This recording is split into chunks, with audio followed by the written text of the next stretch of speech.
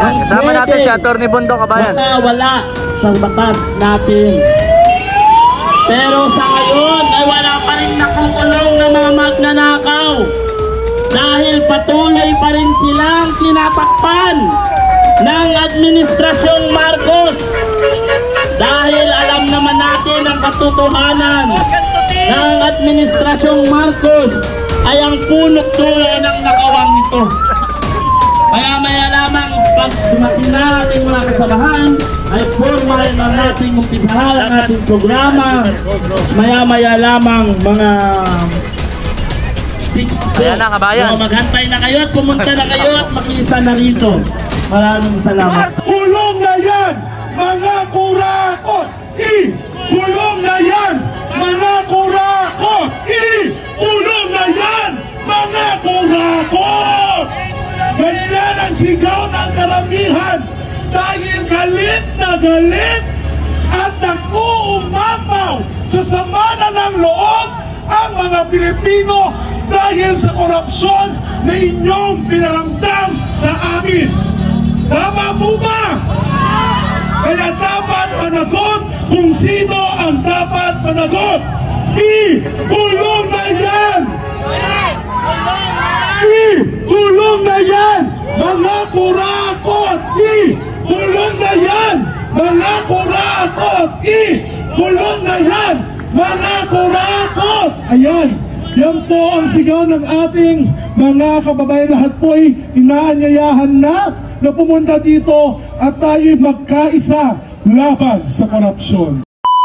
Pupunta tayo sa pinakamagandang bahay sa Forbes Park, sa Buendia Exit. Samahan niyo kami! Sama-sama tayo. I do not care about your political colors. I do not care about your political affiliation. Basta wag lang kayong magdadala ng bato at kung ano-ano. Okay? Dahil ako ang kakaladkad sa inyo. Malinaw? Okay, I'll take that as a yes. Now, I would like to clarify, no? Ang pamilya namin sa Cebu, kami po ay full support sa candidacy ni Bongbong Marcos. Kami po ay nagpalabas ng pera para ikampanya ang unit team. Bongbong and Sara Duterte tandem. Ang pamilya po namin ay hindi mayaman, pero kusang loob po kaming nagsuporta, gumawa ng mga tarpaulin, gumawa ng mga flyers, kumausap ng aming mga elders, sa aming pamilya, sa aming purok, at sa aming barangay. Dahil sa paniniwala at dahil sa pananalig ng mga pangako ng continuity. Yun lang. We are not a Marcos loyalist. We are not a Duterte loyalist. We just know one thing. The leadership that we experienced during the time of the Duterte administration has set the bar really high for what kind of leadership and governance the Filipino should deserve. Kaya buong puso po kaming sumuporta sa UNITEM. Buong campaign period kaming nagkampanya sa mga barangay, sa mga syudad, sa social media, sa mga kaibigan at sa mga kakilala, sa TikTok. Ako naman po, I wasn't born during the Marcos era. I learned a new word today. Sabi ni Park na sa tambod, kami ng tatay namin. Ano? Tamod. So, I thought tamod is similar to salaula or something like that. And I just realized today na it's a bastos word pala. So, yeah. During the Marcos era, nasa tamod pa kami ng tatay namin. Yes, we do have history. But, ako naman kasi, naniniwala na ang kasalanan ng tatay ay hindi kasalanan ng anak. Pero si Marcos, isa lang ang napatunayan niya. Kasalanan ng tatay, kasalanan din ng anak. Kung magnanakaw ang tatay, mas magnanakaw pala ang anak. Kung demonyo ang tatay, mas demonyo ang anak. Now, during the first few months, I don't know, I'll walk you through from the campaign period to the time na nanalo si Bongbong Marcos. When Bongbong Marcos won the presidency, nagpa-catering ang pamilya namin to celebrate the new administration because of the promise of the fucking continuity. Masaya kaming nagdiwang dahil nanalo si Bongbong Marcos. First few months, meron na kaming naririnig na ganito, ganyan, Maharlika funds, ganito, ganyan, mga rumors ng pagnanakaw, incompetence, and I was like, you know, we were just gaslighting ourselves. It's just a few months. You know, who are we to judge? Ang daming problema sa Pilipinas. Hindi madaling maging presidente, hindi madaling maging isang leader ng isang bansa na watak-watak, literally and figuratively. So yeah, hinayaan namin, we give it a chance, umasa kami na, you know, in the coming few months, he would come around and would perform. Unfortunately, nagpatong ang kabobohan ng putang inang bogo nga presidente. First interview that really caught my attention, Baguio. He was meeting with his staff and he told the staff, anong gagawin natin? Putang ina, you hold and you serve the highest position in the Republic of the Philippines and you fucking do not know any basic prepared, pre-planned contingency plan when it comes to calamity na hindi naman bago dahil taon-taong binabaha at binabagyo ang Pilipinas. Okay, maybe he just woke up tired, I do not know. And then another thing came, and another thing, and another thing, and another thing. Then came the expose of the former President Rodrigo Duterte. He came up with a list na ang ingay-ingay natin sa 500 billion flood control projects. It is just the tip of the iceberg. Kailangan nating i-remind ang ating mga sarili, it's not just about the fucking 500 billion flood control project. Let me go through the specifics again. PhilHealth funds, 89 billion. Kung hindi lang sila na-stop ng Supreme Court, they could have taken the entire money from the Filipino people. GSIS, PDIC, funds from the AFP. Nagbenta pa ng mga gold reserve. Alam niyo ba ang normal na ginagawa ng ibang bansa? They are stocking and they are hoarding gold reserves. Kasi, for one reason, one very important reason, that will be your backup for your country's currency. Yan ang backup ng pera, ng value ng pera ng bansa nyo. Pero itong putang inang si Marcos, binenta. Nakaw dito, nakaw doon, nakaw again, nakaw today, nakaw tomorrow. Wala nang ibang ginawa. Magnakaw, mag-drug addict, magnakaw, mag-drug addict, magnakaw. Ngayon, kung wala tayong gagawin, hindi lang ang bukas nyo ang mananakaw. Pati ang mga pangarap nyo. Pati ang bukas ng mga magiging apo nyo. At pati ang magiging buhay ng mga anak nyo. And worst case scenario, maging ang ating mga buhay kapag tayo ay naging pangalawang Ukraine. Kaya tumaya na tayo. Itodo na nato. It's now or never. It's do or die. Tomorrow, October 12, dito sa Raha Sulaiman, papuntang Forbes Park, walang uuwi hanggat walang bumabagsak. Bumababa pala. Thank you. Okay, maraming salamat po, kapatid na Amor.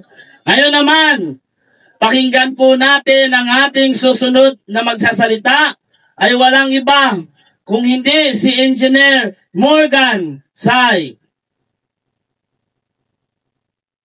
Wala ba tayong mga kamay dyan?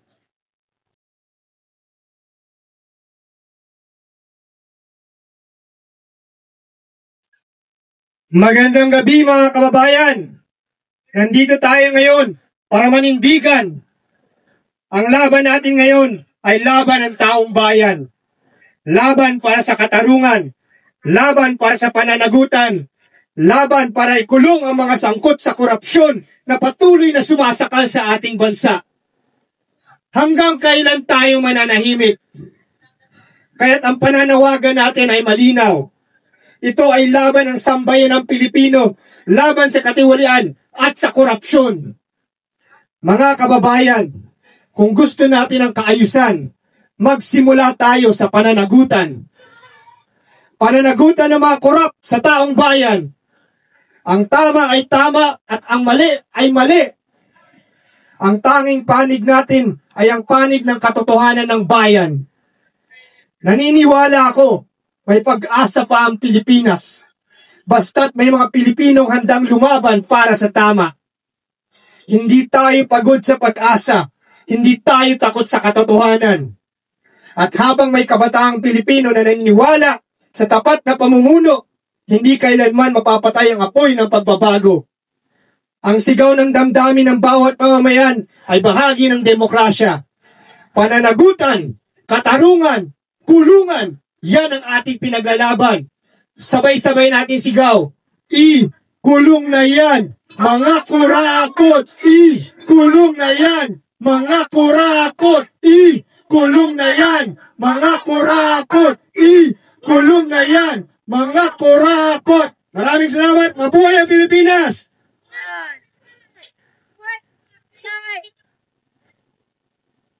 Okay, maraming salamat po at magandang gabi, Engineer.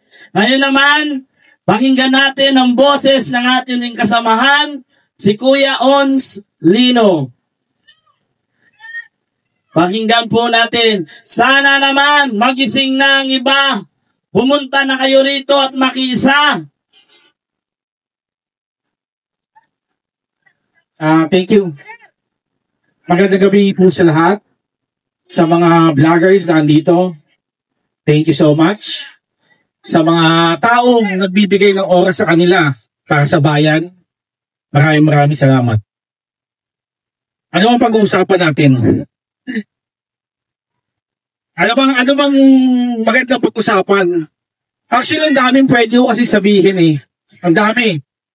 Sobrang dami yung pwede natin sabihin. Yung mga iba, naubos na yung sinasabi ko nung nasa EDSA kami. Ganito rin, sumisigaw tayo. Nakakapagod kung titingnan natin, pero dapat po hindi tayo mapagod. Dahil ang nilalabanan po natin ngayon ay isang demonyo. Demonyong gobyerno. Yan po ang nilalabanan natin ngayon. Sana po bukas, kung pahihintulutan po ng Diyos na may kapal, ibigay na po sa taong bayan ang tamang demokrasya. Naiipit po yung demokrasya natin dahil sa Pangulong demonyo. Bakit ko po ba nasabi? Hindi po tao ang ating presidente. Kahit po makarating sa kanya to, hindi po siya tao. Saan ka makakakitang tao na tayo, pag sumasakay ng MRT, pag merong senior citizen, kahit saan pila po, sa Mercury Drug, kahit saan, masyado natin pinaprioritize ang mga matatanda, ang senior. Ordinaryong tao po yan ha. Pero ito pong ginawa niya sa presidente natin. Kung marunong po kayo mag-isip, Kahit hindi ka Duterte, mapadilawan ka, mapaano ka man. Pero kung meron kang Diyos sa puso mo, hindi niya gagawin nyo sa isang matanda. Bakit po ba? Sa MRT, pag may nakatayo, pauupuin natin, hindi naman natin kilala. Tama po ba? Kahit sa ang pila, pauunahin mo yung senior citizen, hindi mo naman kilala. Pero ito po, naging Pangulo naman, pinakidnap po, pinadala sa dahig. Imagine nyo, yung tatay niya, ang dami ho naging presidente ng bansa, hindi nagawang ipalibing ng kahit na sinong presidente, hindi nagawa. Pero ito pong demonyong Bongbong Marcos, putang ina mo. Ako po hindi nagmumura eh. First time ko nagmura. Nakakagalit po kasi sobra. Sa lahat po ng tao, ang ayaw ko yung demonyong tao. Biruin nyo matanda na, pinakidnap pa.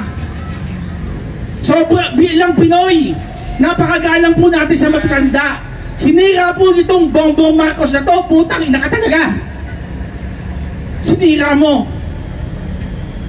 Pinalibing yung tatay mo na walang nakagawa, pero ang ginawa mo, doon sa nagpalibing sa tatay mo, papatayin mo doon sa dahig. Mga kababayan, huwag na po natin paabutin na may mangyari sa dating presidenteng Rodrigo Roa Duterte. Bukas po sana magkaisa tayo, anumang kulay mo, ay sana labanan po natin ang katiwalaan sa gobyerno. Nakakaawa, yung taong pinadala nila sa dahig, nagtaas ng dignidad ng mga pulis na nakatayo dyan sa tabi. Nagtaas ng dignidad sa Armed Forces of the Philippines. Pinataas ang sweldo ninyo. Pero hindi natin naprotektahan, hindi nyo naprotektahan ng dating presidente. Tao po ba tayo? Nangingibabaw po sa atin ang kasamaan sa gobyerno ngayon. Pero marami po sa atin, katulad ng mga nagdadaan ng sasakyan, kontento lang sa araw-araw na buhay. Ang katwiran nila, kumakain naman kami tatlong beses sa isang araw, sapat na. Ang Pilipino, hanggang hindi nasasaktan, hindi tumutugo ang puso, hindi lumalaban. Kailangan mo ba natin masaktan maigi? Kailangan mo masaktan natin ang susunod na henerasyon? Yang sundalo, yang pulis, tumaas ang dignity nyo nung si President Duterte man naupo. Bakit ko nasabi? Yung mga kaibigan kong galit sa pulis, niyayakap nila mga pulis. Masyado silang proud. Dahil nung nakaupo ang dating presidente, visible po ang mga pulis sa kalsada. Kami man po nakaramdam ng safetyness sa kalsada. Sa lugar namin, sa Pasay, pagbabalaki ko, yung Pasay na yan, na maraming adik, naging safe po ang Pasay. Yung mga takot umuwi sa gabi, nakakauwi ng gabi. Dahil nakaupo ay panatag sila. Dahil ang mga pulis nung time na yon, naging anghel. Ang mga sundalo nung time na yon, naging anghel. Ngayon, hindi natin lalahatin dahil marami ko mga kabrad na mga pulis. Pero sa nangyayari ngayon, nalalahat kayo. Masakit man tanggapin, nalalahat po kayo. Pati ang kasundaluhan, walang ginagawa. Bakit? Dahil sa binibigay ni Martin Romualdez na pera sa mismong puno ng kasundaluhan. Tama ba yan? Dahil lang sa pera, pinagpapalit ninyo ang dignity ninyo. Kung ngayon man makalusot kayo, hindi kayo makakalusot sa hatol ng Diyos sa darating na panahon. Tandaan nyo yan. Maraming mga tao na naniniwala na may Diyos. Maraming tao na naniniwala na may Diyos hanggang paniwala lang. Pero kung yan po isa sa puso natin, itatagos natin sa kaluluwa natin, hindi po tayo papanig sa kasamaan. Nakakaawa po yung bansa natin. Hindi po ako tumatayo dito para manggulo o para para po sa susunod na henerasyon, maliit pa po yung anak ko. Ang dami na pong utang natin, patong-patong na, trilyon na. Nawala po yung gold reserve, ni hindi mapaliwanag ng ating presidente kung saan napunta. Bilyon-bilyon po ang flood control ngayon, ni-stop nila. Tama ba yan? Lahat na lang po hudas eh. Nakukuha na, tinutumbok na, malapit na, nasa pintuan na ng Malacanang. Yung pag-iimbestiga. Sumulpot lang yung Marines, yung ex-Marines, nakabaro ng mga kapulisan, kabaro ng mga men in uniform. Pasalamat nga kayo, mayroon kayong men in uniform na matapang, tumindig. Sumulpot na, bigla, maya-maya lang pinahinto na. Sino ho nagpahinto? Bongbong Marcos. Pinahinto ni Lacson, pinahunti ni nung Itbulaga, ni Soto. Pinahinto po ng mga koloko, yung mga school bukol. Siyempre mo, may utos na naman sa taas yan. Kasi malapit na matumbok. Minsan, pag nagbabasa po ako sa social media, may mga tumatawa po pagka nag-aaya ng rally. Sabi ko, ano ba itong mga taong to natatawa? Bakit to? Kasi ayaw nila maupo si BP Inday Sara. Ayaw nila. Tumitingin na po ang tao ngayon sa tao, hindi po sa kapakanan ng bansa. Napakasalbahin nyo. Yung po nagdagdaang trillion march, nakakahanga po ang dami sa EDSA, di po ba? Pero makikita mo, sino yung dumaan sa mga kalsada? Anti-corruption yung rally, pero makikita mo si Narisa Hontiveros, ang mga naglalakad, si Kiko Pangilinan, mga corrupt din po eh. Doon po nahahawa yung mga sosyalista, elitista, mga paburgis, mga eskwelahan na galing sa mayayaman, na ang iniidolo nila ay mga corrupt din. Pero syempre siya sabi nila, hindi sila corrupt. Sabi nga po sa Biblia, ang demonyo ay nagpapanggap ng anghel din. Mga kababayan, sa dami-dami ng gusto kong sasabihin, hindi po tayo matatapos. Pero sana po, magising naman po tayo. Ilaban po natin yung bansa natin.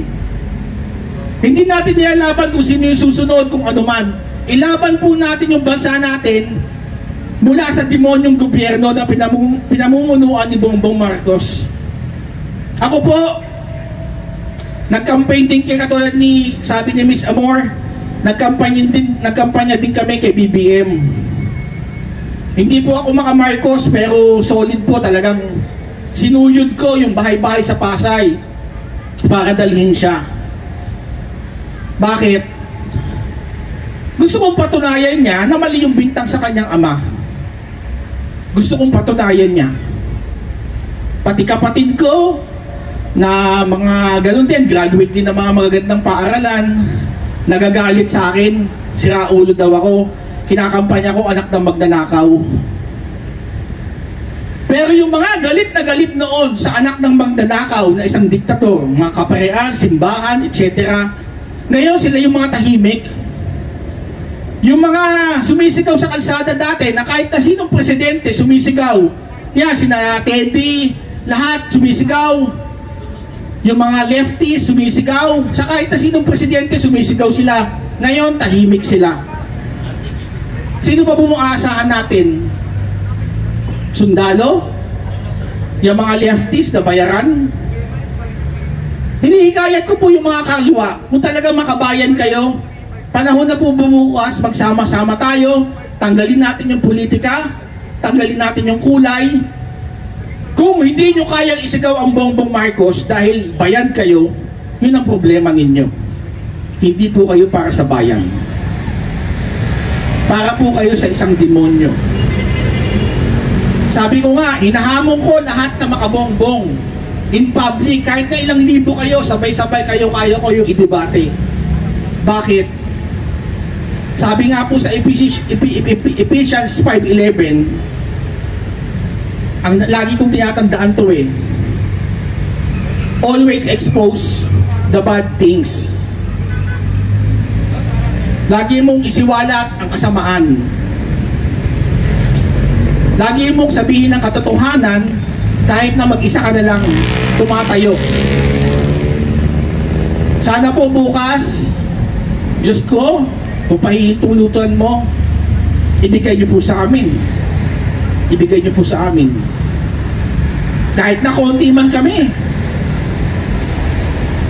Alam niyo, mapaghimala ang Diyos eh. Kahit naman konti tayo, kung talagang para sa atin yan. Sobra na po. Sabi ko nga, hubarin lang ni Mr. Bongbong Marcos eh. Maliit ako, hubarin lang niya yung barong niya. Hubarin lang niya yung pagka-presidente niya, suntukan kami. Maganti ko lang yung buong bansa. Kahit ngayon po, huwag niyong gamitin yung pagka-presidente niyo. Suntukan tayo dito. Suntukan tayo, Mr. Bongbong Marcos. Grabe ka eh. Grabe ang kasamaan mo. Grabe.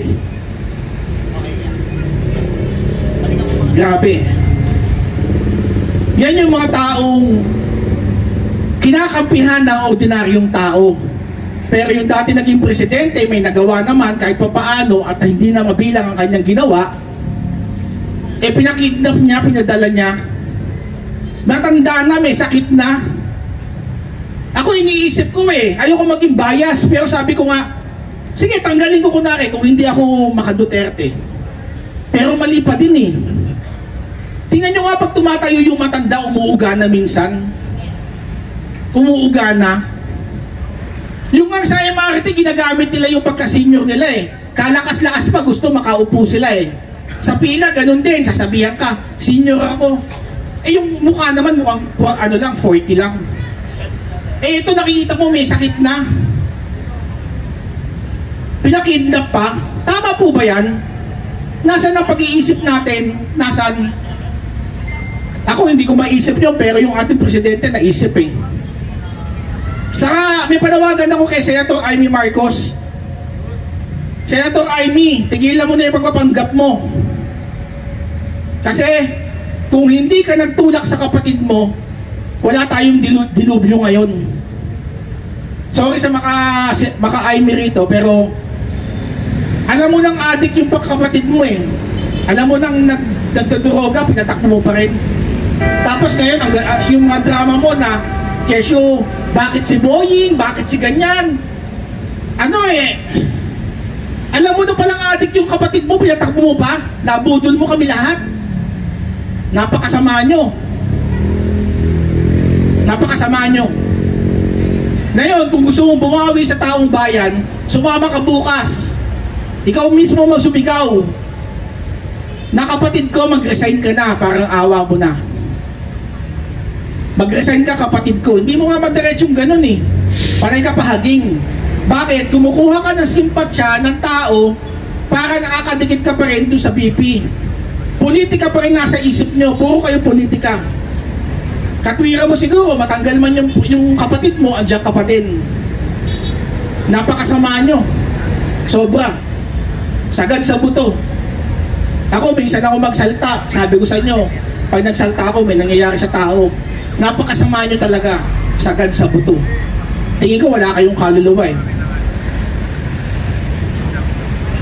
Muli, kita-kita po tayo bukas. Maraming salamat po kay Congressman Kiko Barsaga. Isang kabataan ng isang congressman na tinalo niya pa yung isipan ng mga ordinaryong congressman. Sana hindi ka magbago. Sana po hindi lumaki ang ulo mo. Isa kang ehemplo, isa kang magandang halimbawa para sa kabataan. Hindi lang po sa kabataan, para sa mga politician. Ngayon, tinatawanan ka, sinasabi nila, sira ulo ka. Siyempre, pag ayaw nila ma-expose yung katotohanan, sasabihin, sira ulo ka. Ganun po yun.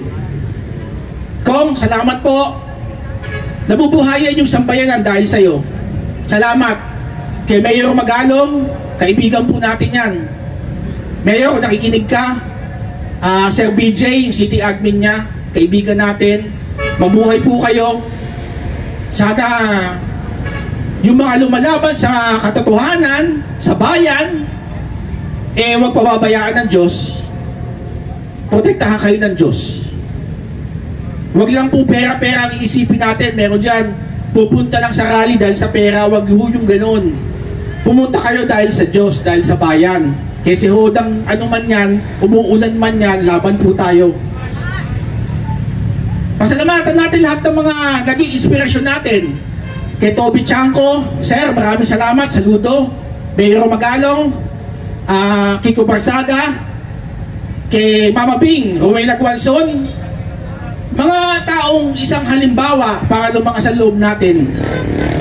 Maraming salamat at muli sa lahat, sa Diyos po, maraming salamat. Okay, maraming salamat po, Sir Lino. Ngayon naman, pakinggan natin ang boses ng mula sa organisasyon na Guardian, si Sir Danny Pandya. Pakinggan po natin, wala ba tayong mga kamay? Habang hinahantay natin ang iba pang mga kasamahan na dumating. Magandang gabi po sa inyong lahat.